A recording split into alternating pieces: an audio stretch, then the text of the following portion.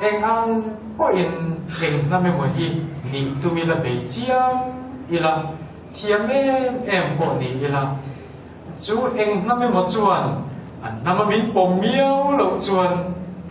kan le cho kan ni iwe sa khuan an nual min bera soi em chu chu lo hanga ka kal hok lo na ka chiangin ka sia sap ni tum mi zo le ta em ka nual mai chana ka mu lam di lovin nun phunga chu chu mi tam ta ka om pal the ni a khoi rama po kalila kan ni na he ni chiang u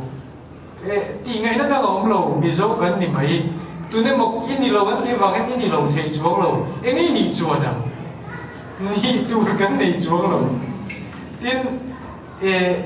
tu mo fa ni tum cha lian min lo pom chuang lem lo lem chan chu cha til cha ve ta kan ni ma se chan reng chuan min ni ngam ti kha da fi mai om ne a dot le chuan mani nam phat san lo nge hi an hui ngi ri te chu ka se ta tu ma ti bi ka nei chuang lo in di lo ve an ti ngoi ya an eng mo an chir the chung po a tran tlat tu na hi chu pathia ni na siat kari tu ma ka ti bi chuang lo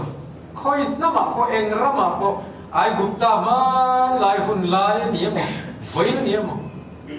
civilization coveling civilization it here ula min ama nam that san ngai lo chung chuan leilung hian mala so min karik la chu hun chu a theng ve niang chu ta tan chun tu te mo hi te sin an om mek te poni ma na